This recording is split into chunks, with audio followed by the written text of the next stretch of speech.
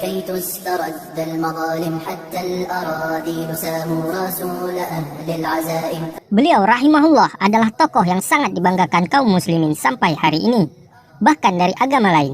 Beliaulah Salahuddin Yusuf bin Najmuddin Ayyub bin Shadi, atau lebih dikenal dengan Salahuddin Al-Ayyubi, dan salah satu tokoh yang sangat populer di kalangan Eropa dengan sebutan Saladin. Beliau rahimahullah lahir pada tahun 1138 Masehi di Tikrit yang terletak antara Irak dan Mosul. Beliau berasal dari suku Saljuk. Oleh karena itulah para ahli sejarah berpendapat bahwa beliau termasuk di antara pahlawan muslimin yang berasal dari kalangan A'zam atau non-Arab. Pada saat kelahiran beliau, ayahnya sangat pesimis. Hal ini dikarenakan sang ayah baru saja kehilangan negaranya karena perseteruannya dengan Nahruj. Akan tetapi, ada seorang yang berkata kepadanya, "Kami melihat Anda begitu pesimis dengan kelahiran bayi ini. Padahal, siapa tahu kelak anak ini akan mempunyai kerajaan besar dan nama baik." Inilah perkataan yang mengawali kejayaan Bani Ayyub, khususnya umat Islam.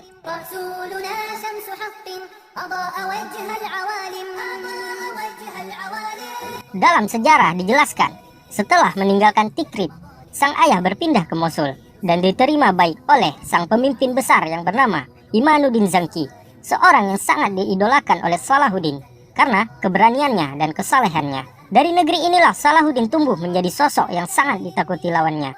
Selain mempelajari ilmu kemiliteran, beliau juga mempelajari ilmu fikih dan menghafal Al-Quran.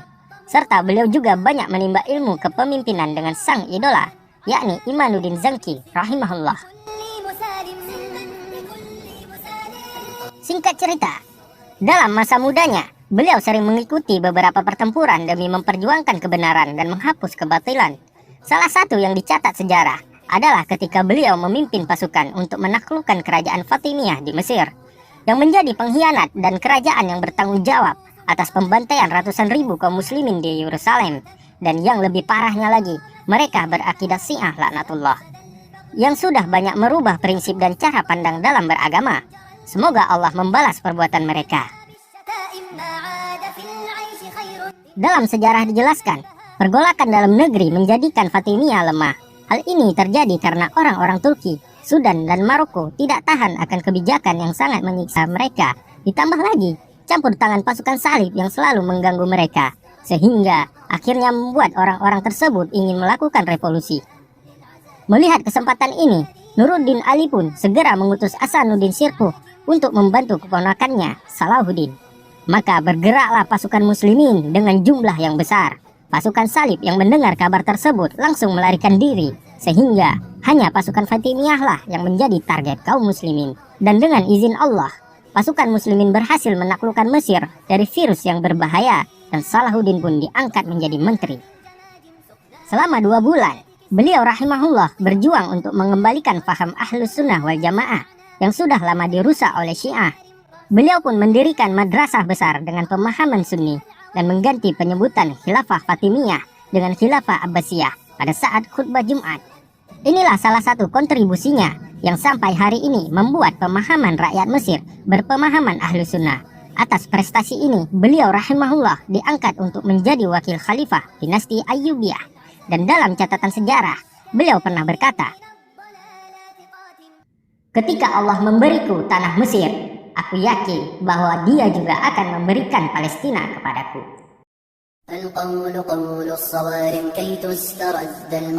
Salahuddin Al-Ayyubi rahimahullah langsung mendeklarasikan niatnya untuk menaklukkan Yerusalem dengan persiapan yang sudah matang dan mengharap ridha dari Allah yang Maha Perkasa. Dia awali dengan dakwah ke berbagai penjuru seperti Hijaz, Yaman, Irak, Syam, dan Maroko yang sebelumnya terpecah belah dan terjangkit virus Syiah. Dengan ilmu yang Allah berikan, ia dapat menghapus penyakit tersebut. Dan bersatulah kaum muslimin di bawah sang komando Salahuddin Al-Ayyubi. Persiapan pun mulai direalisasikan, seperti pembangunan basis-basis militer dan perbaikan kapal-kapal, dan dakwah penyemangat untuk mengokohkan semangat para pejuang.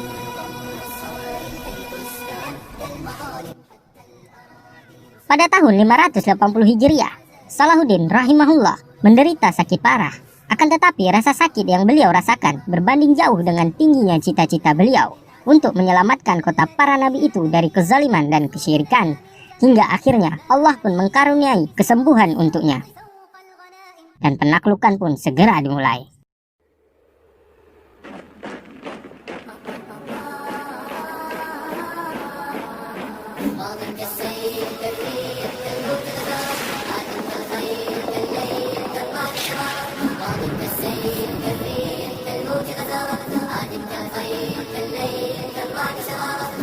Bergeraklah pasukan muslimin dengan cita-cita mulia di bawah komando sang penakluk Salahuddin Al-Ayyubi.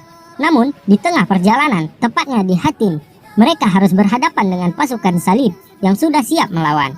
Terjadilah peperangan besar yang sangat dikenal dalam sejarah dunia. Dengan kehendak Allah, pasukan muslimin yang berjumlah 63.000 orang berhasil melumat lawannya dan menawan 30.000 pasukan.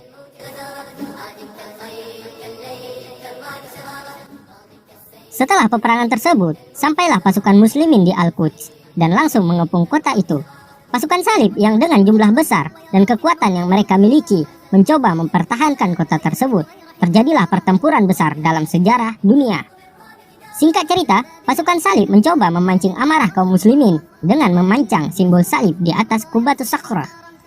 Melihat kejadian itu, bergegaslah kaum muslimin bagai halilintar yang menyambar, langsung menurunkan salib itu dan membakarnya, dan mengepung dari berbagai arah dan menghancurkan benteng-benteng terkuat mereka yang membuat pasukan salib terpojok dan menyerah.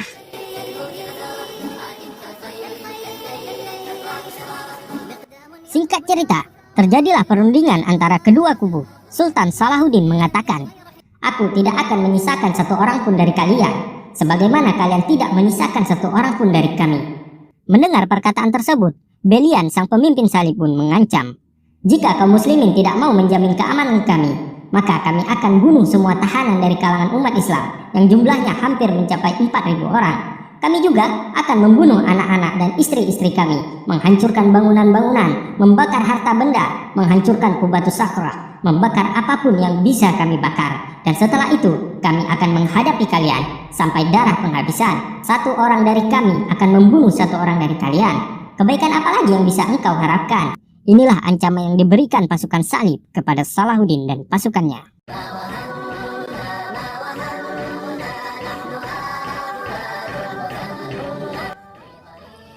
Tidaklah nafsu menjadi patokan, akan tetapi kebaikan demi sebuah kemuliaan yang membuat Sultan Salahuddin menuruti keinginan Belian, namun dengan syarat, bagi setiap laki-laki harus membayar 10 dinar dan wanita 5 dinar, sedangkan anak-anak 2 dinar.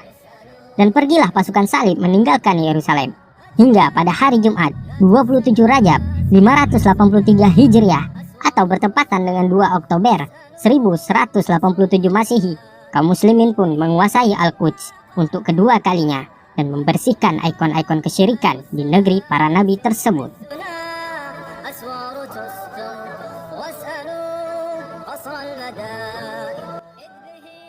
Perlu diketahui, beberapa ahli sejarah Eropa pernah menuturkan bagaimana perlakuan Salahuddin kepada musuh-musuhnya. Di antaranya adalah Stefanus menuturkan, Sultan Salahuddin membolehkan banyak orang Kristen untuk pergi tanpa harus membayar tebusan. Salahuddin menghabiskan waktunya dari matahari terbit hingga terbenam demi membuka pintu gerbang bagi orang-orang lemah dan miskin untuk keluar dari Al-Quds tanpa harus membayar jizyah. Seorang sejarawan Inggris berkata, sekelompok orang-orang Nasrani yang meninggalkan Al-Quds bergerak menuju Antioquia, tempat kekuasaan Romawi. Namun penguasa negeri itu menolak mereka, bahkan mengusirnya.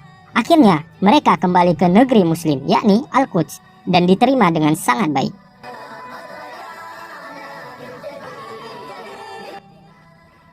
Dan seorang sejarawan Philip Haiti mengatakan, tampak sekali perbedaan perlakuan Salahuddin terhadap orang-orang Eropa sipil dengan perlakuan orang-orang Eropa terhadap orang-orang Muslim. 88 tahun sebelum itu, seorang penyair Muslim berdendang, "Saat kami berkuasa, keadilan menjadi perangai kami. Saat kalian berkuasa, darah mengalir dari luka. Kalian menghalalkan membunuh tawanan, sedangkan kami memberi ampunan."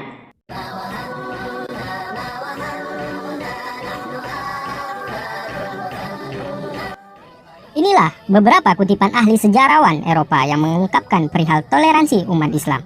Oleh karena itu, tidak pantaslah jika agama Islam diajarkan bagaimana tata cara untuk bertoleransi, karena kami umat terbaik yang ada di muka bumi. Dalam sejarah dijelaskan, masyarakat hidup aman di bawah pemerintahan Salahuddin, sehingga para penziarah Nasrani yang datang ke Baitul Maqdis semakin bertambah. Hal ini membuat khawatir Raja Eropa, Richard the Lionhead. Ia takut jika terus bertambahnya para penziarah akan menyulut kemarahan sang sultan. Ia pun mengirimkan surat ke pemimpin muslim tersebut. Ia mengusulkan agar para penziarah hanya boleh masuk jika bisa memperlihatkan rekomendasi darinya. Dan sang sultan pun membalas surat tersebut dengan isi penolakan. Sesungguhnya, para penziarah datang dari tempat yang jauh untuk mengunjungi tempat mulia ini. Oleh karena itu, aku tidak dapat melarang mereka.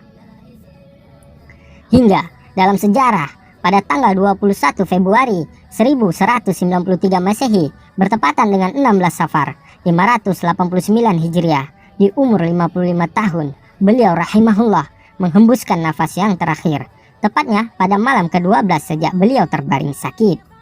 Sang pembebas Al-Quds dan raja ini telah pergi menghadap Allah tanpa meninggalkan apapun dalam kasnya, melainkan hanya 47 dirham Nasiriyah dan 1 dinar. Akan tetapi, kiprahnya akan selalu dikenang dalam ingatan kaum muslimin sampai hari ini.